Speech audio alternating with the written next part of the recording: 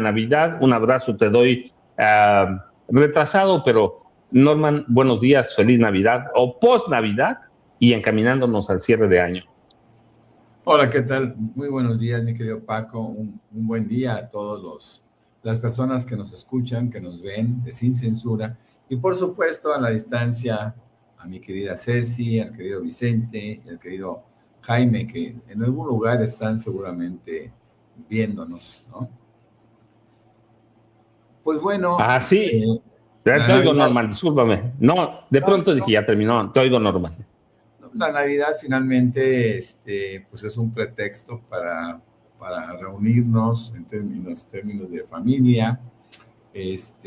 La pasamos muy bien. Yo tengo 5 nietos, 2 hijos, y bueno, pues mi mujer, la pasamos muy bien, la pasamos contentos, siempre con mucha mesura, porque cada día, pues todos nos dormimos más temprano, ¿no? Entonces, bueno, todo bien, por fortuna. Espero que todos nuestros amigos de la audiencia hayan pasado muy contentos y ya hayan terminado el evento, porque hay algunos que todavía seguirían, ¿eh?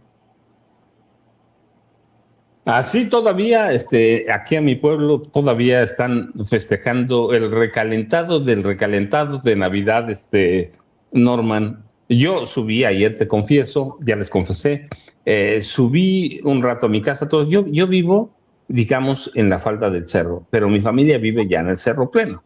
Así que me subí un rato temprano, me subí un rato temprano, fui a comer romeritos con huevitos revueltos, tortillas hechas a mano, me bajé otro poquito y me bajé un poco de ensalada de manzana, Norma. Pues muy bien, pues perfecto. Pues hay muchas cosas que se han presentado en este fin de semana y creo que entre ellos, y lo dices tú muy bien, pues están las felicitaciones de Trump y Salinas Pliego, quien intenta copiar el éxito entrecomillado de Donald Trump en su condición política. Sí, efectivamente estaba leyendo estas,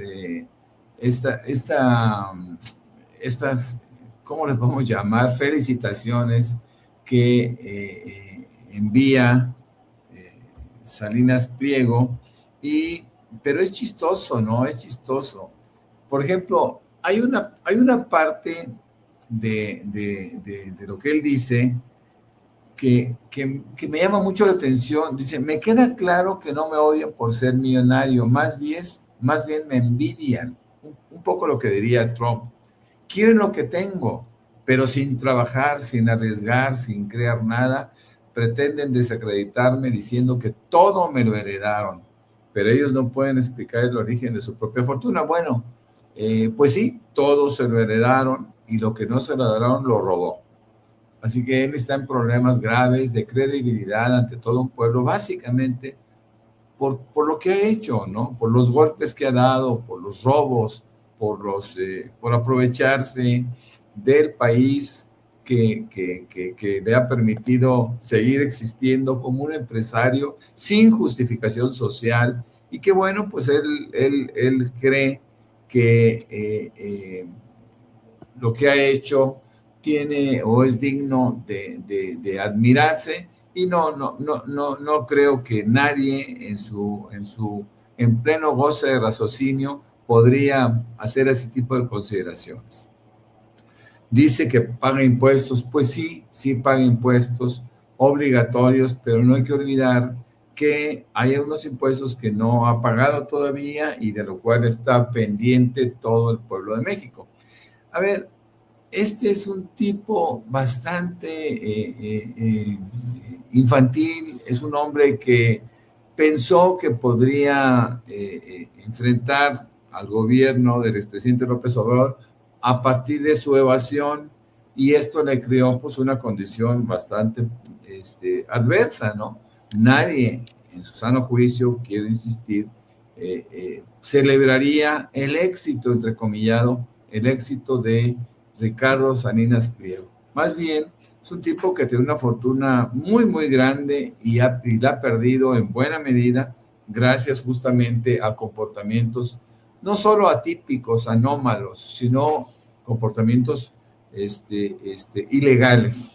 Una prueba de ello es que mantiene en varios frentes, mantiene todo un enfrentamiento en contra de sus acreedores, que en este caso es el gobierno de México, en Estados Unidos es el banco Mellon, en Inglaterra también tiene problemas. Bueno, es un tipo que está acostumbrado a tratar de defraudar a los que le rodean y bueno, pues está pagando las consecuencias.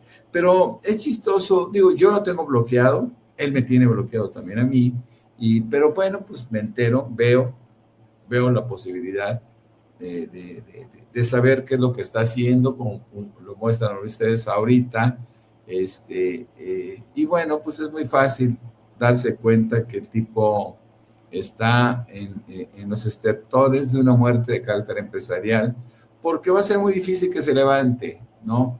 Él no pierde oportunidad de destilar su odio y de mostrar sus rencores por todo lo que le ha pasado. Pero la verdad es que lo que le ha pasado está plenamente justificado y él finalmente pues tendrá que ir entendiendo, aunque ya tiene 70 años, y eso lo sabemos todos por su fiesta grotesca, pues todos sabemos perfectamente bien quién es, y es probablemente el empresario más desprestigiado de México. Fíjense, no hay que olvidar que durante el gobierno del expresidente López Obrador, todos triplicaron sus fortunas en este país, a excepción de él.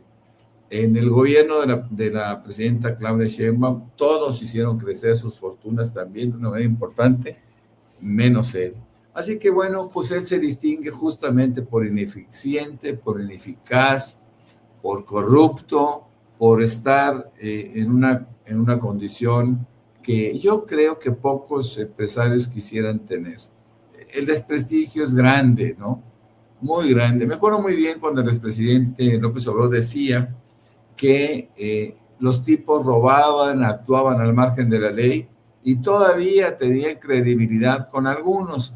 Bueno, los que le dicen tío Richie en buena medida también se burlan de él, ¿no? Él tiene muchos seguidores. Yo alguna vez le decía a Pedro Ferriz III, y también se lo decía a Páramo, que ellos tenían muchos seguidores, pero una buena cantidad de ellos eran para burlarse. Estaban nada más expectantes que dijera cualquier cosa para burlarse, para atacarlo, etc. Así yo no quiero seguidores, ¿no?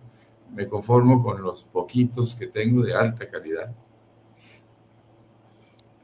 Sí, y déjenme hacer una aclaración que me hacen y la debo reconocer. Tuve un gazapo cuando estaba hablando sobre José Ramón López Beltrán. Yo les decía, estuve encerrado 48 horas escribiendo, así que de pronto se me fue un gazapo grave. José Ramón López Beltrán, que es el que responde a Ricardo Benjamín Salinas Pliego, no es el secretario de organización de Morena. No, el secretario de organización de Morena es su hermano Andrés Manuel López Beltrán. Sí, él es el que es mencionado frecuentemente en redes sociales, en los canales oficiales del partido, por el papel que juega en la estructura y movilización en Morena. La Secretaría de Organización, y yo decía, para mí es el segundo puesto más importante en Morena, en cualquier partido, porque es clave para la estructura del partido, es el responsable de la movilización, de la afiliación y del crecimiento del partido. Así que fue un gazapo derivado de que vengo todavía, yo les decía, vengo enchufado a esas 48 horas que estuve escribiendo prácticamente sin parar, metido en otros asuntos, pero agradezco, cuando uno se equivoca, yo les he platicado, tienen que reconocerlo y decirlo de inmediato. Así que Sol Martínez tiene razón, confundir los nombres. Alejandro Guerrero también tiene razón. Silvia Alarcón también tiene razón. El del gazapo fui yo. Así que más bien parece que el crudo soy yo, José Cortés, parece que el crudo soy yo y todavía me está pegando, aunque les confieso que no tomé casi nada, me tomé unas copitas de vino, pero más es producto de la desvelada y de estar aquí con ustedes, pero ofrezco una disculpa porque es a Andrés Manuel López Beltrán, el secretario de organización de Morena, y José Ramón López Beltrán se dedica a sus negocios personales y es el que da respuesta a Ricardo Benjamín Salinas Pliego, que además es una respuesta dura, contundente, y que debe estar calando hoy en Ricardo Benjamín Salinas Pliego, porque no se va a quitar el pago de, de cerca de 51,000 millones de pesos. Y solo para cerrar este tema, ¿qué les parece? ¿Qué te parece, Norman? Sí escuchamos el mensaje de la presidenta Claudia Sheinbaum Pardo. Adelante, adelante. Ceci, creo que ahí teníamos el mensaje de la presidenta, ¿cierto? Deja decirte qué video es. Es el... A todas las familias mexicanas les deseamos una feliz Nochebuena y una feliz Navidad. Sabemos que esta noche en cada rincón del país hay siempre esperanza. En una casa, en un barrio, colonia de las ciudades, en un pequeño pueblo en el campo, en la costa y en el desierto, en el norte, en el centro y en el sur-sureste de nuestro hermoso México, hay amor y esa fraternidad que compartimos como mexicanas y mexicanos. Somos un pueblo que sabe reunirse alrededor de la mesa, que convierte lo sencillo en celebración, que abraza fuerte y que nunca olvida a los suyos. Somos la palabra compartida, el plato servido con cariño, la risa que sana y el recuerdo que acompaña. Damos gracias a nuestras madres y padres, a nuestras abuelas y abuelos que nos enseñaron a resistir con dignidad y a querer con el alma. Gracias también a todas las niñas y a los niños que nos recuerdan todos los días por qué vale la pena luchar. Esta noche pienso también en quienes están lejos de casa, en quienes trabajan para que otros estén a salvo y en quienes hoy extrañan a alguien. También en nuestros paisanos y paisanas, a nuestras Fuerzas Armadas, a las y los policías, trabajadoras y trabajadores de la salud, bomberas y bomberos, a los trabajadores del transporte y a muchos otros. En México sabemos acompañarnos aún en la distancia. Que esta Nochebuena nos abrace como nación, que la solidaridad que nos define y el amor por nuestra tierra nos den mucha fuerza. Que el orgullo de ser mexicanos nos acompañe hoy y siempre. Nuestra grandeza cultural nos alimenta. Recordemos que lo más importante no es lo material, sino los valores y el amor por los demás, el amor por la familia y el amor a nuestro querido México. Con todo nuestro cariño, les deseamos la mejor de las Navidades y que la pasen en paz y unión. Felicidades.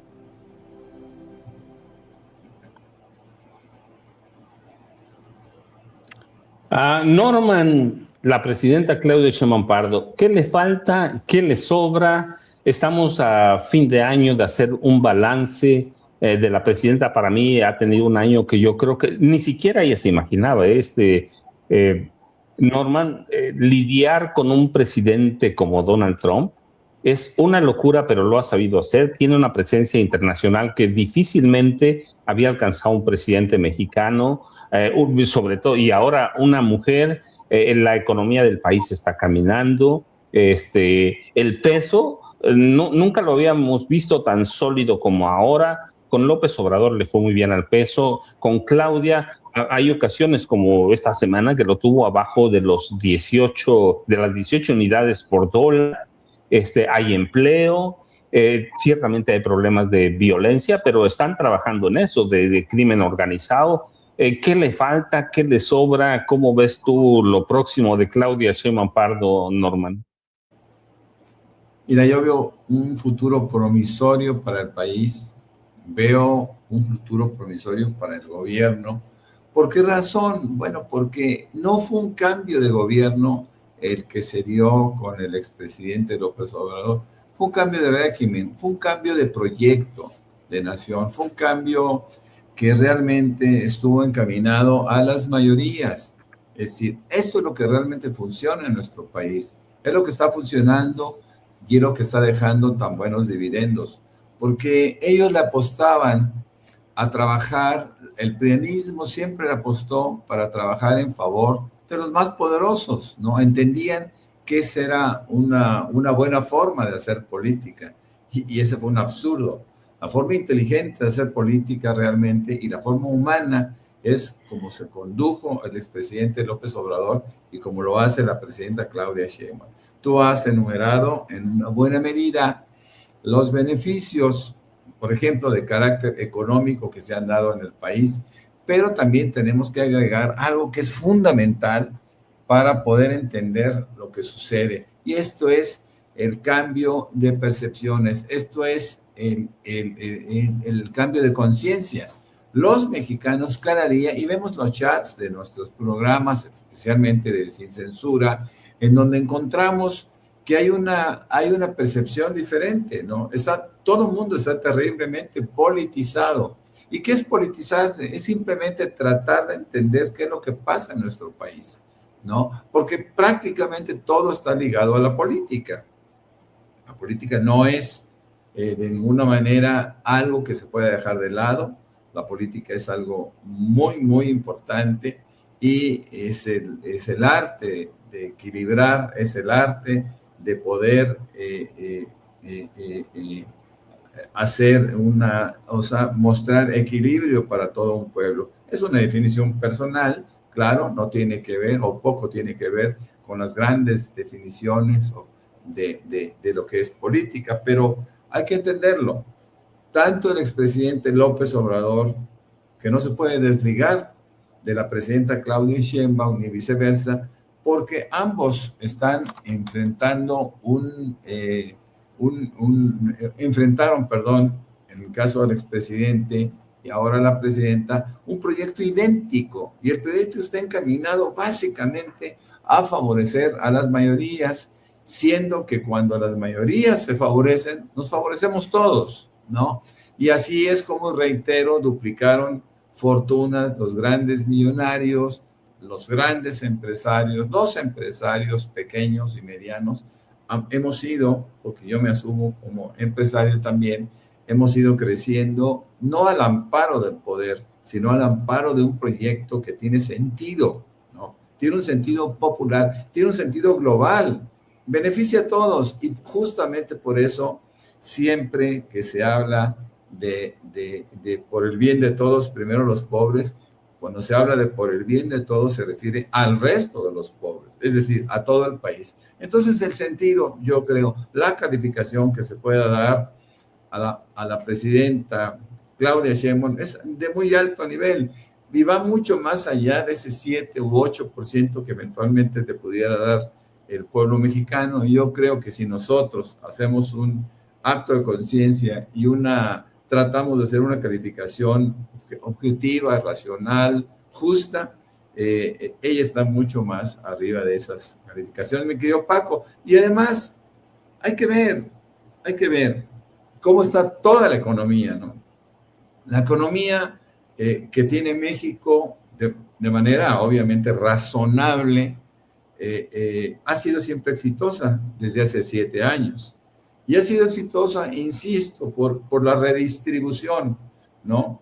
El problema grave es que la gente quería entender, los economistas nos decían que el valor, el crecimiento de un pueblo radicaba en el Producto Interno Bruto. Nunca le dieron importancia a la redistribución, como lo hizo el expresidente López Obrador, y ahora se mantiene. ¿Por qué? Porque nosotros estamos combatiendo la desigualdad, y combatir la desigualdad en un país es todo, es absolutamente todo, es gobernar para todos.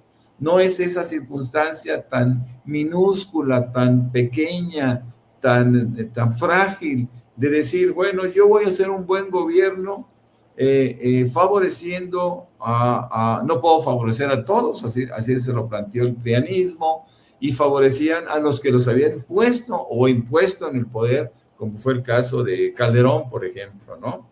Como fue el caso del mismo Peña Nieto, que compraron todos los votos posibles. Ambos ejercieron una presidencia que no les correspondía, y bueno, pues finalmente terminamos por entender que un gobierno que se precie de demócrata, tiene que hacerlo en beneficio de todos, absolutamente de todos. Y bueno, yo creo que nosotros hemos hecho un pequeño recorrido por el éxito. ¿Qué nos falta? Nos faltan muchas cosas. Por ejemplo, en términos económicos, a mí me complace mucho saber que el salario mínimo esté arriba de 300 pesos, pero yo lo quisiera en 1,000, ¿no? Es decir, nosotros vamos por el camino correcto. No podríamos ir creciendo para pensar en un salario de 1,000 pesos diarios si nosotros nos hubiéramos sacado los 80 o 90 pesos que el prianismo había decidido el pueblo merecía, ¿no? Así que vamos muy, muy bien en términos de seguridad, vamos muy bien. Hay que atacar ese flagelo tan terrible de las personas, de los negocios, de las empresas en general, como es la extorsión, que es una de las peores prácticas que puede hacer un ser humano en contra de otros. Pero bueno, se está atacando, ya se persigue de oficio, y esto es importante porque no necesita uno hablar y decir, me están tratando de extorsionar a mí. Simplemente se citan datos, se citan algunas personas, y como se persigue de oficio, ya las personas no tienen que volver a dar la cara. Es el gobierno, es el área de seguridad específica quien lo hace, y todo esto beneficia mucho. Yo creo que esto nos debe de hacer sentir muy, muy contentos. Me parece que esta es una época de reflexión, en donde mucha gente está de vacaciones, y creo que tenemos que ser capaces de entender que el país va muy bien, que estamos contentos con lo que está sucediendo, a pesar de que una serie de privilegiados no hayan encontrado la repetición en estos gobiernos de sus crímenes, déjenme decirlo de esa manera, de carácter económico en contra del pueblo de México, básicamente, mi querido Paco. Sí, déjenme recordarles, es la primera vez en décadas que no tenemos, por ejemplo, devaluación del peso mexicano. Yo recuerdo desde el gobierno de José López Portillo, que llevó con quien acumuló el peso una depreciación o devaluación de 580%.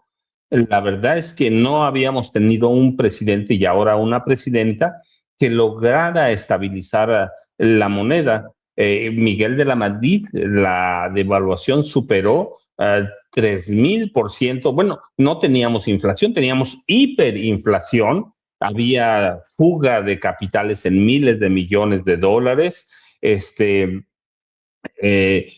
No importa lo que hicieran con el peso, libre flotación, devaluación, lo que hicieran, la verdad es que desde el gobierno de Luis Echeverría no tuvimos un peso estable, y cada presidente que se endeudaba dejaba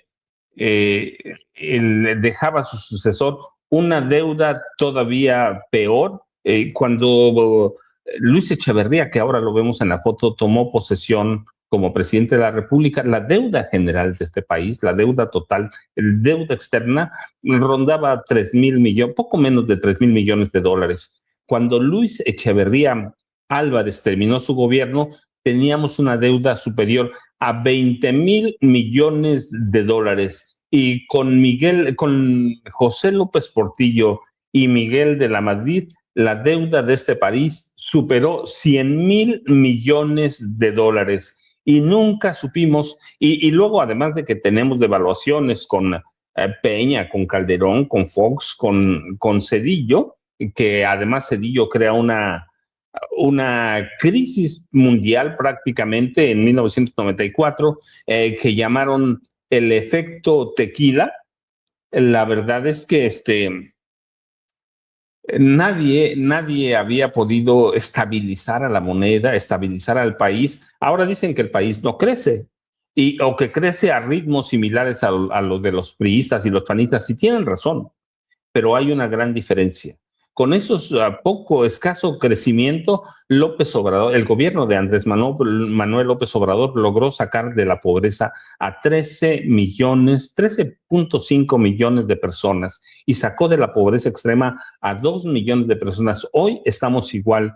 El gobierno de Claudia Sheinbaum Pardo tampoco espera crecimientos espectaculares, pero lo que sí podemos esperar es que haya redistribución de la riqueza. Y yo le platicaba la semana pasada con Jaime y con Norman, que tenemos que empezar a ver que el crecimiento tiene otras cosas que no vemos, que no necesario que crezcamos a 10%, que sí lo necesitamos, no digo que no, sino con crecimientos moderados también. Si se redistribuye la riqueza, se le da estabilidad al país, se le da estabilidad a la moneda y puede hacer lo que Norman decía, hacer un gobierno, un país más igualitario, un país en el que todos podamos beneficiarnos de la riqueza. Decía Norman que los ricos ganaron también, los magnates, y sí, todos ganaron, los banqueros ganaron mucho dinero, pero las clases más necesitadas también tienen acceso a recursos por cerca de 1 billón de pesos anuales. Así que si ese dinero estaba ahí, ¿qué pasaba entonces en los gobiernos del PRI y del PAN? Y es la pregunta. Bueno, todos sabemos qué es la corrupción, pero, por ejemplo, en algún momento documenté, y de veras, aunque sea un pleonasmo, con documentos de la Secretaría de Hacienda, que el gobierno de Felipe Calderón recibió casi 400,000 millones de dólares por la venta de petróleo crudo. Y lo único que conocemos de él es su barda petrolera, de su refinería ahí en Tula, y su monumento a la corrupción ahí en la Ciudad de México, en Chapultepec. Entrando a la entrada de Chapultepec está su Suavicrema, en que además es opacada por los grandes edificios que hay ahí, como el de BBVA. Así que la verdad es que a mí me impresiona Claudia Sheinbaum Pardo. Estoy convencido que está trabajando y que este país necesita otras formas de ver el crecimiento, ¿cierto, Norman? Sí, hay que hacer un recuento de tantas y tantas cosas que se pueden hacer, que se pueden ver. Nosotros hemos ido cambiando en esencia, lo decía hace un momento, hemos ido cambiando en términos de concepción política. Hemos ido cambiando y apreciando esfuerzos gubernamentales diferentes. Hemos ido también podido ver, hemos sido capaces, también de ver que hay un cambio de percepción social.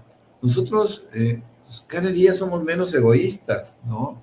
Cada día somos menos materiales, cada día entendemos más lo que es la convivencia social, la convivencia pública, inclusive con las familias. Estábamos viendo en días pasados, te acordarás, Paco, cómo ha habido una reducción sustancial en términos de drogadicción de los jóvenes, de los adolescentes. Ellos son una generación importante, importantísima, porque pues serán los que manejen este país, ¿no? Y son los adultos, o somos los adultos los que de repente queremos incursionar en nuevas experiencias. Pero fíjense, cuando se habla, por ejemplo, de marihuana, se dice, es que un adulto que ya tuvo una madurez, que ya tuvo un crecimiento global, integral, pues está en capacidad de enfrentar esa droga con menos daños. El problema grave de la marihuana en los jóvenes es que, o en los adolescentes, no se digan los niños, pues es que ellos están expuestos a daños de carácter mental y emocional mucho más graves. Entonces, a mí me complace saber que la drogadicción o el intento por incorporarse a ese mundo por parte de los adolescentes cada día es menor. Y se está haciendo mucho. Hay muchas cosas que en términos económicos impactan, pero hay otras que en términos sociales por ejemplo, en salud, en educación, se están haciendo pianito, ¿no? Poco a poquito, pero se hace de una manera que en determinadas, por ejemplo, localidades es muy impactante, ¿no? Imagínense una población chiquitita que ponen una escuela, que ponen un consultorio médico, que, bueno, les cambia la vida, ¿no? Porque ahí es muy radical el cambio. Claro, en las ciudades nos dicen, es que se abrió un hospital en, no sé, en Iztapalapa, y decimos, bueno, está muy bien, ¿no? Pero pues, se abren 100. Entonces, ¿por qué? Porque se tiene una población muchísimo mayor. Pero nosotros vamos creciendo mucho, mucho, y en muchísimas áreas, ¿no? Sé perfectamente bien, en voz de nuestro maestro Horacio Franco, que en la cultura también ya se están dando algunos pequeños pasos, ¿no? La cultura, el arte, es fundamental para poder desarrollar la imaginación, entre otras cosas, ¿no? El talento, un talento que a veces se contiene por falta de oportunidades. Y así lo vemos en muchos sentidos, ¿no? Que hay pequeños o grandes crecimientos que en algunos casos es altamente notorio, como lo decía yo, y en otros resulta ser un poco menos impactante, pero crecemos todos los días, y después de venir de una condición tan compleja, tan difícil, hablar de ese cambio en la pobreza. A ver, cuando salen 13.5 millones de mexicanos de la pobreza, ¿a dónde van? Pues van a la clase media. Entonces, ¿qué es lo que sucede? Que de repente se da un cambio dramático, ¿no? En la composición de las capacidades de carácter económico en la gente, y de estar con los prianistas en niveles de 50, 55, 60% de pobreza, ahora la tenemos ubicada abajo del 30%. Y esto es algo que solamente se da con proyección, con proyectos económicos de carácter humanista. Es algo que la gente no puede entender todavía, o no quiere entender. Y cuando me refiero a la gente, me refiero básicamente a aquellos que se oponen al cambio, ¿no? ¿Por qué se oponen al cambio? Porque ellos se sentían muy cómodos donde estaban, y decían, bueno, pues ¿para qué le buscamos? Si yo estoy bien, mi familia está bien, mis amigos están bien, pues ¿para qué cambiamos, no? Sí, pero no unos cuantos. Y eso creaba desigualdad, ¿no? Creaba una terrible desigualdad que, por fortuna, con el tiempo y con proyectos humanistas, se vienen cambiando, mi querido Paco. Sí, y déjenme para cerrar este tema, porque tenemos información. Para mí, cuando Norman habla de todo este cambio que se da con el presidente López Obrador o con la presidenta Claudia Sheinbaum Pardo, la verdad es que navegan. Empecé a trabajar en el gobierno de José López Portillo, a trabajar ya como reportero, era muy jovencito, o era jovencito más bien. Las imágenes del país para mí navegan siempre en aguas turbulentas y tramposas, con el PRI, luego con el PAN, y cada frase de campaña para mí hacía como conecta conmigo a México a través de una telaraña de hilos oscuros. Y ¿por qué? Porque vi pasar en silencio, y ya después estudiando, después de López Portillo y yendo un poco hacia atrás, tuvimos crisis en 1954 en el gobierno de el presidente Adolfo Ruiz Cortines, que es la primera gran devaluación para establecer el peso a 12.50. Tuvimos crisis en 1968, tuvimos crisis en 1976. Estoy hablando de crisis graves, serias, porque hubo sexenios en los que tuvimos hasta 2 crisis. Tuvimos crisis en 1982 entre José López Portillo y José de la Madrid. Yo les he platicado, yo recuerdo que iba al banco porque me mandaban a hacer notas sobre eso. En los bancos había avisos en papeles. Valor del dólar, no lo recuerdo ahora, pero valor del dólar 3 pesos, ¿no? Pero después, a los 10 minutos, menos, a los 5 minutos, valor del dólar, 2,000 pesos. Verdaderamente era una locura. Tuvimos crisis en 86, 1987, tuvimos la mega devaluación de 1994, 1995, el error de diciembre, si me olvido una, seguramente ahí me van a decir, tuvimos crisis en 2000, 2001, entre la salida de Ernesto Zedillo y la entrada de Vicente Fox Quesada, tuvimos crisis en 2008 y 2009, tuvimos crisis en 2016, 2017 y hemos ido atestiguando con el paso del tiempo el estancamiento del país, el saqueo, el shock petrolero, tuvimos la crisis y quiebra del mercado de valores, vimos el populismo, devaluaciones brutales, inflaciones persistentes. Por eso cuando de pronto me dicen, es que vamos a hacer Venezuela, yo digo, ¿cuál Venezuela? Y seguramente ellos dirían, es que vamos a hacer como México. Sí, vamos a hacer como México porque tuvimos una devaluación de 3,000 y tantos %, tuvimos desequilibrios fiscales, neopopulismos y tuvimos el mayor robo oficial que se ha dado en este país, el rescate bancario, que inicialmente se supone que iba a costar menos de 100,000 millones de pesos y terminó costando en su primera etapa 1 billón de pesos. Ya hemos pagado ese billón más cerca de otro billón y todavía debemos otro billón gracias a Carlos Salinas de Gortari, gracias a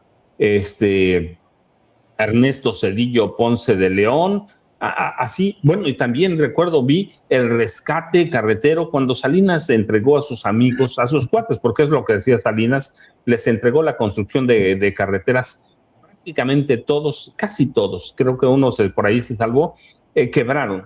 El gobierno los rescató. Los rescates no empezaron con Zedillo y Salinas, empezaron con Miguel de la Madrid.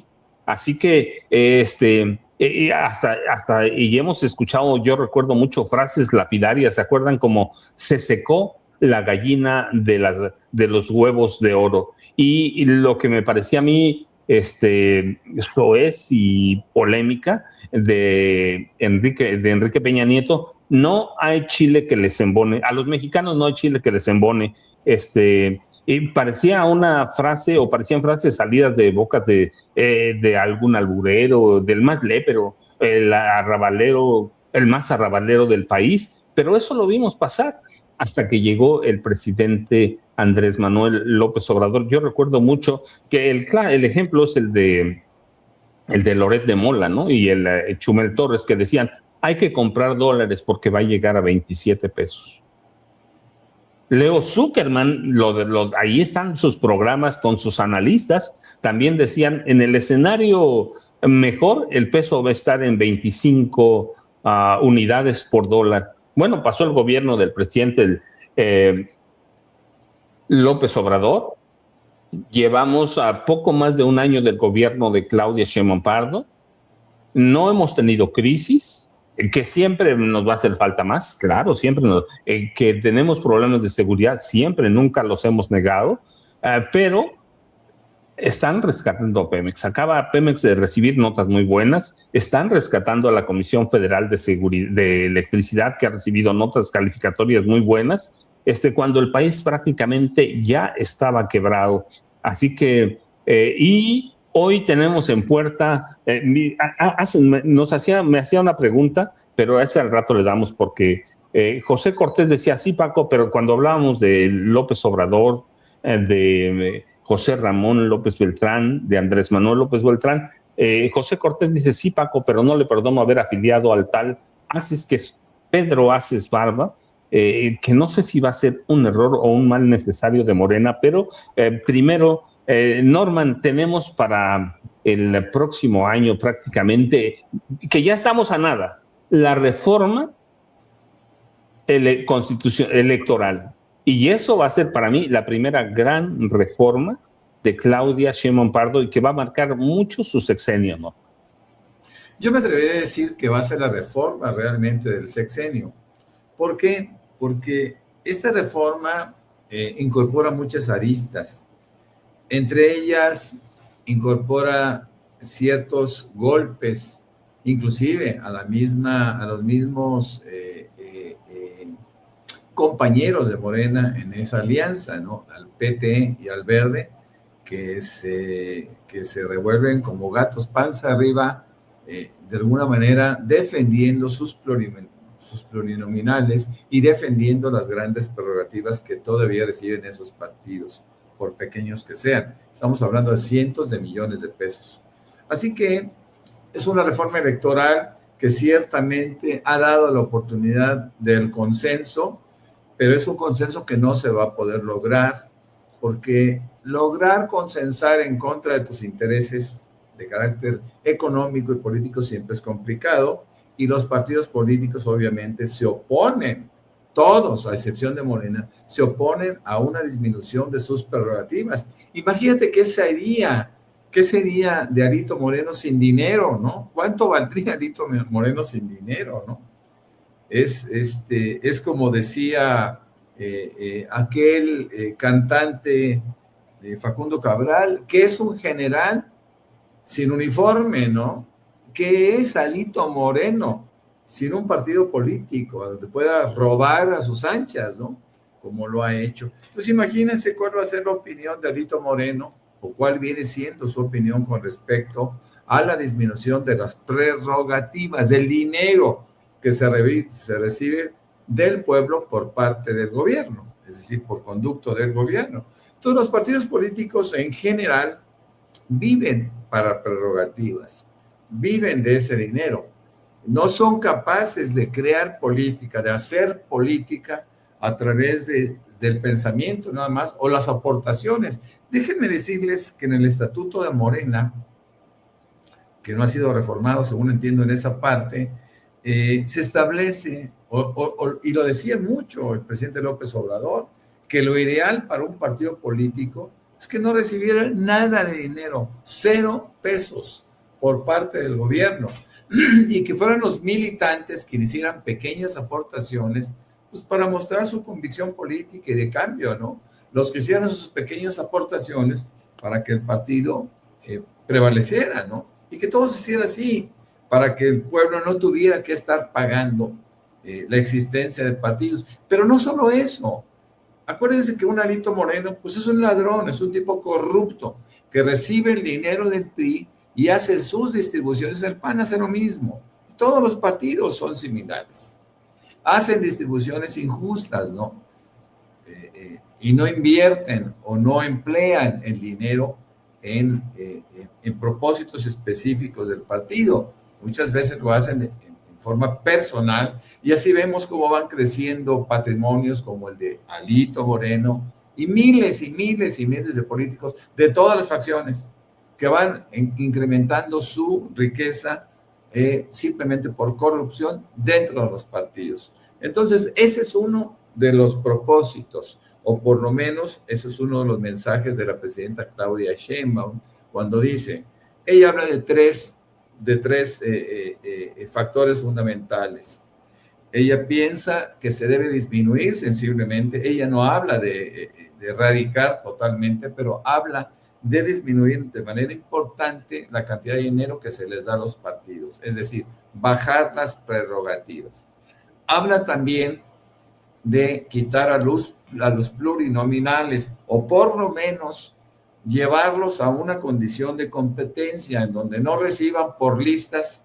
A ver, aquí están las listas del 1 al 20. Nosotros como partido político tenemos la posibilidad de lograr meter a 12, 13, 14. Entonces esos 13, 14 iniciales son para personas del círculo de poder cercano, ¿no?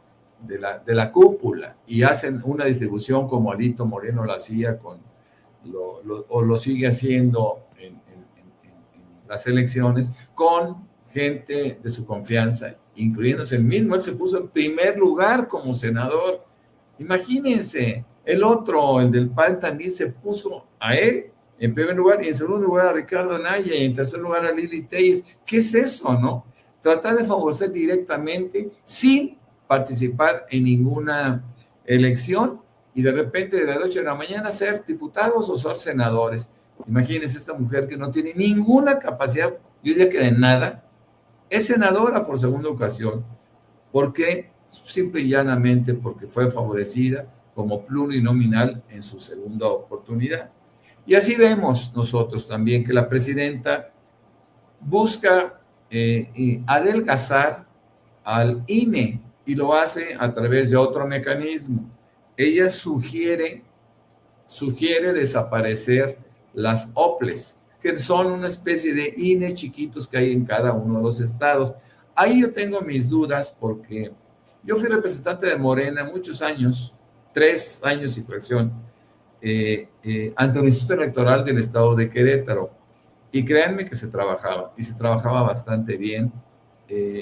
Yo no sé si el INE sea capaz, esto habría que revisarlo muy bien, si el INE sea capaz de poder hacer las elecciones de carácter local también, porque los institutos, los OPLES, los institutos electorales estatales, que se les llama OPLES, estos se dedican a organizar las elecciones de carácter local, entendiéndose esto como regidores, diputados locales, presidentes municipales, hasta gobernadores.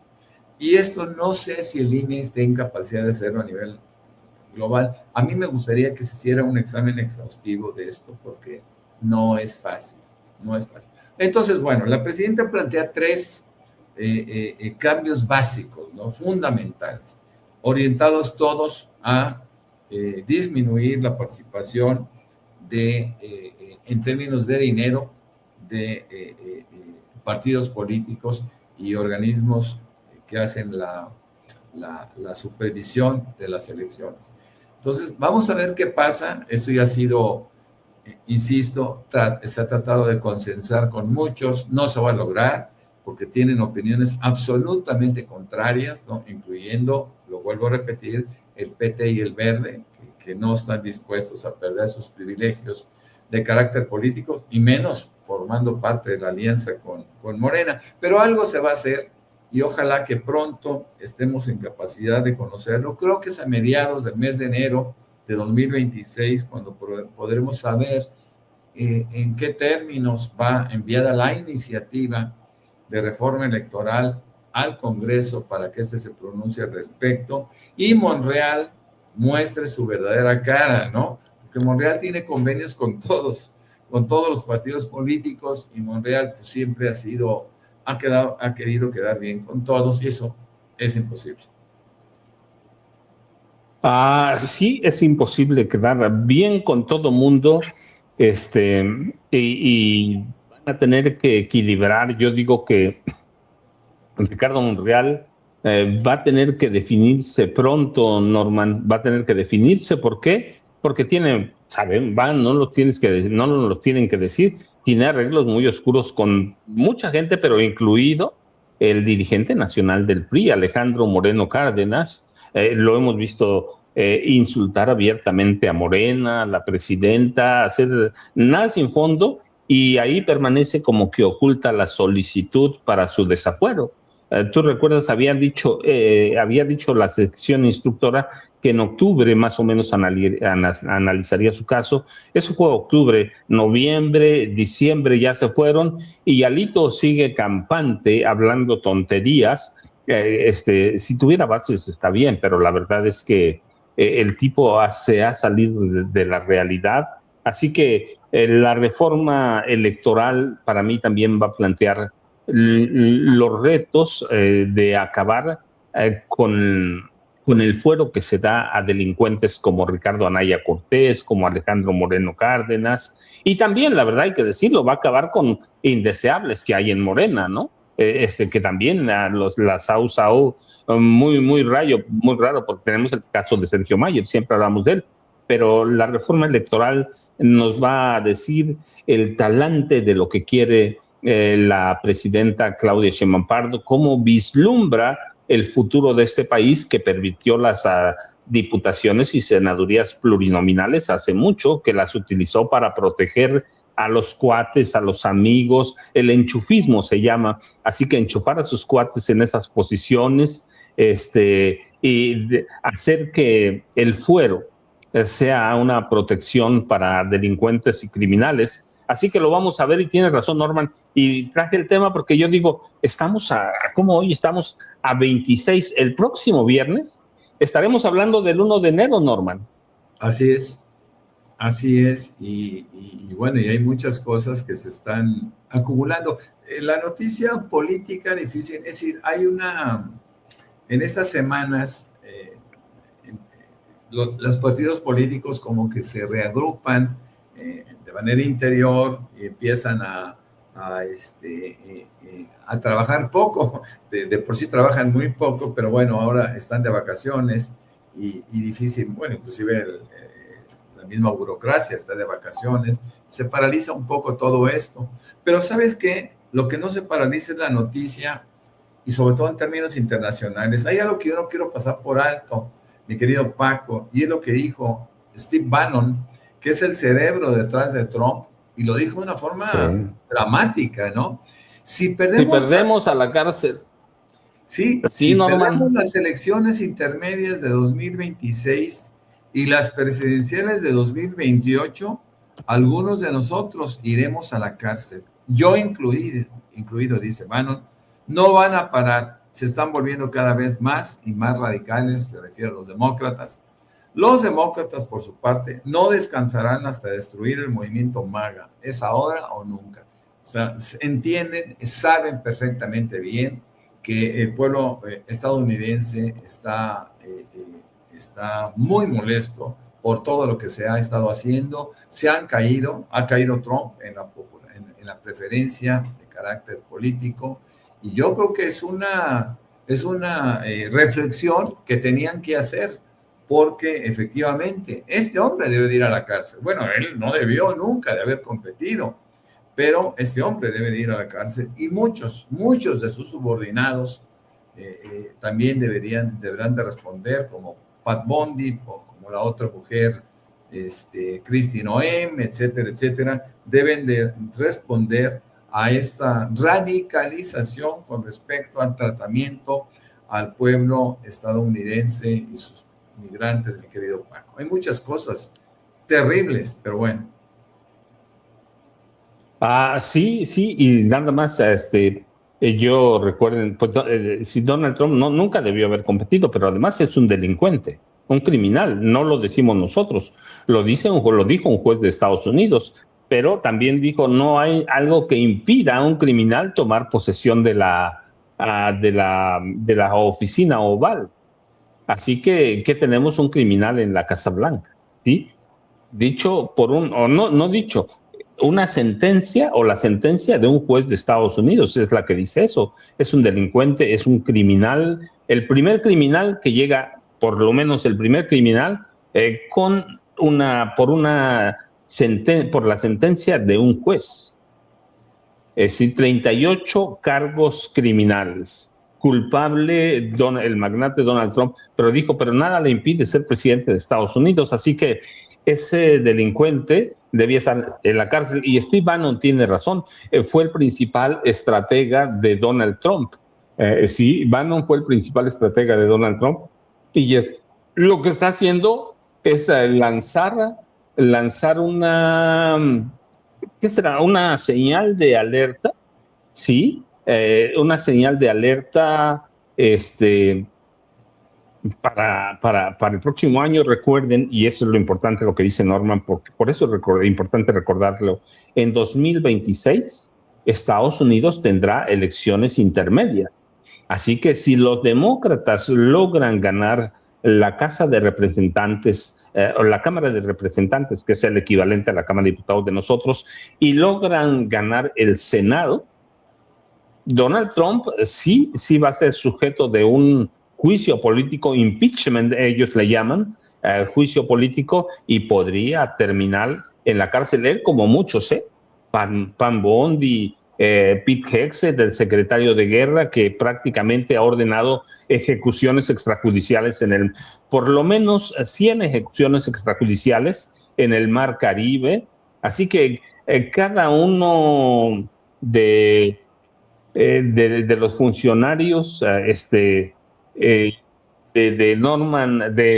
Donald Trump tendrán que ver muy bien lo que están haciendo. Algunos senadores, algunos representantes tendrán que ver muy bien lo que está pasando, leer muy bien el ánimo y el humor de los electores estadounidenses, porque de lo contrario van a tener problemas en 2026 y algunos de ellos, como dice Steve Bannon, van a terminar en la cárcel, que no es la primera vez además que lanza la amenaza, esta es la segunda. La primera yo recuerdo que lo hizo más o menos en mayo pasado, así que están preocupados. ¿Por qué? Porque pueden terminar en la cárcel. Pero Norman, sé que nos podemos alargar mucho. ¿Con qué nos dejas? ¿Con qué te quedas? ¿Y con qué nos debemos quedar nosotros para este cierre de semana, Norman? Bueno, yo quisiera también comentar, y es un tema de carácter internacional, en donde hay una interpretación de lo que pasa en un país. Por ejemplo, Estados Unidos lanzó un ataque en contra de un grupo islámico en Nigeria, a quien ellos a todo el mundo llaman terroristas. Y esto lo hace porque quieren salvar a los cristianos. Lo que no sabe Trump es que esa composición de cristianos e islámicos en Nigeria es muy grande y aparentemente está cometiendo una terrible equivocación de carácter hasta cultural. Dice: feliz Navidad a todos, incluidos los terroristas muertos, que serán muchos más si continúa la masacre de cristianos. Es al revés lo que está pasando en Nigeria. Pero bueno, alguien que le explique y alguien que se interese por Trump, mi querido Paco. Pues saben perfectamente bien que nos encuentran con muchísimo placer, con mucho gusto, en el programa de 7 a 9 de la noche con Norman Pearl. Basta con que ustedes entren a Norman Pearl TV y se van a encontrar con tres viejitos que solemos reunirnos de lunes a viernes, de 7 a 9 de la noche, para platicar, para hacer análisis político, y son los maestros Jaime Hernández, el maestro Paco Cruz y un servidor. Así que ahí los esperamos, y claro, en mi cuenta de X, también los espero como Norman F. Pearl, y también en 2 cuentas que tengo de Facebook. Así que muchas gracias, qué gusto de veras de poder estar en comunicación con ustedes, en saber que están sobreviviendo a las fiestas que a veces resultan ser muy intensas, pero que en nuestro caso decidimos guardarnos, como se suele decir por ahí, mi querido Paco. Norman, yo te dejo un abrazote con tu familia, que la vi en la foto, una familia grande, un abrazo post-navideño. Así que de veras, muchas gracias. Pasa buen fin de semana, Norman. Nos vemos a las 7 de la noche. No sé si Jaime Hernández, que le mandamos un abrazo, va a estar en No Apto para Cínicos, pero igual le dejamos un abrazo y al rato se comunicará para saber si de 2 a 3 y media habrá No Apto para Cínicos, pero a las 7 de la noche sí nos vemos con Jaime y con Norman, de 7 a 9 de la noche con Norman Pearl. Ya saben, nomás le busca Norman Pearl TV y ahí aparecemos y nos vemos a las 7 de la noche. Norman, muchas gracias. Muchas gracias, saludos a la querida Ceci y a todo el público de Sin Censura. Muy amable. Hasta luego, mi Paquito. Norman, muchas gracias. Norman se va. Yo me quedo unos minutos más con ustedes. Les dije, es un programa de resumen, pero todavía tenemos algunas notas. Déjenme complementarlas. Por ejemplo, las elecciones de 2020.